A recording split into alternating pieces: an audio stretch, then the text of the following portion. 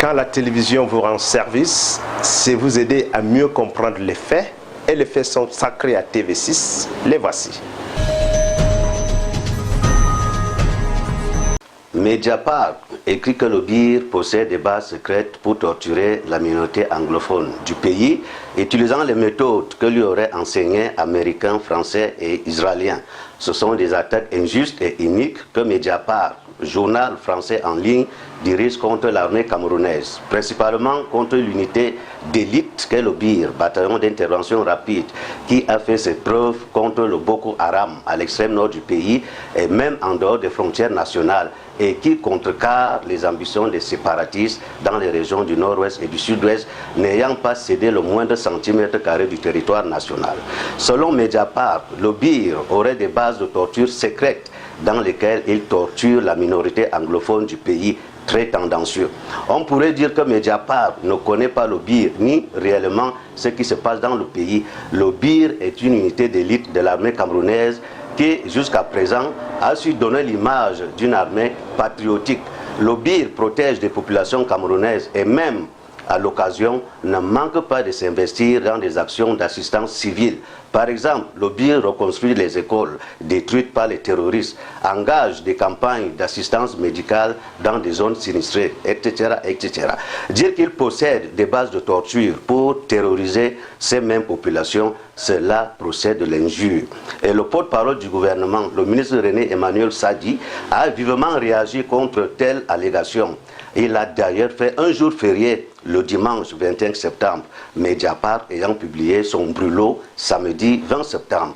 Le ministre de la Communication n'a donc pas laissé refroidir la sale affaire. Pourquoi Mediapart cible le Cameroun maintenant? La question se pose face à cette attaque injuste et inique de Mediapart.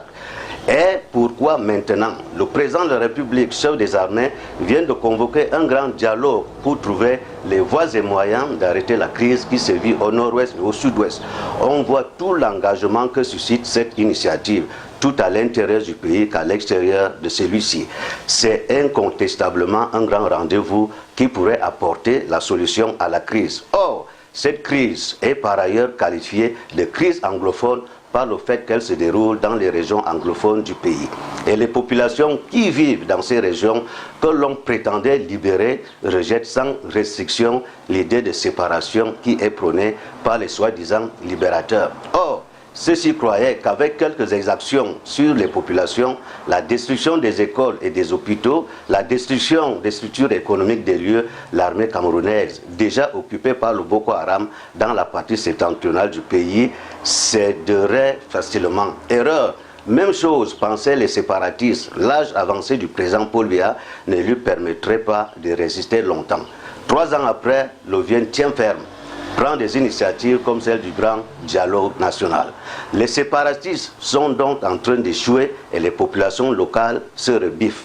Il y a même un fait, ces populations du nord-ouest et du sud-ouest qui fuient les exactions des terroristes se réfugient plutôt dans les régions francophones où elles sont accueillies et hébergées.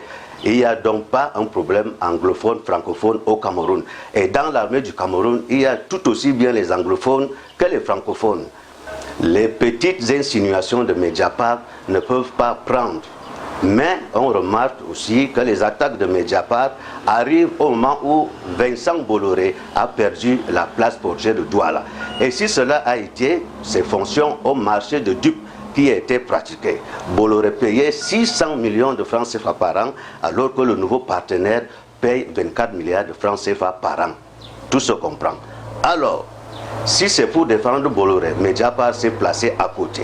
Il faut dire que Bolloré exploite aussi le chemin de fer du Cameroun, de Douala à Ngaoundéré, et prétend participer à son prolongement jusqu'à N'Djamena au Tchad, en passant par Garoua, Maroua et Kousseri.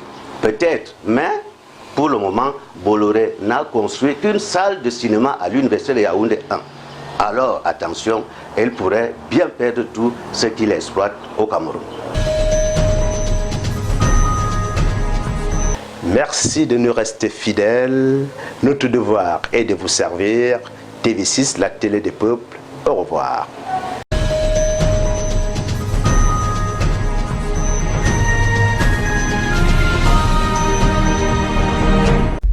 Quand l'Afrique prend conscience et s'élève par des ondes qui exaltent la cosmogonie panafricaine, c'est TV6, la télé des peuples.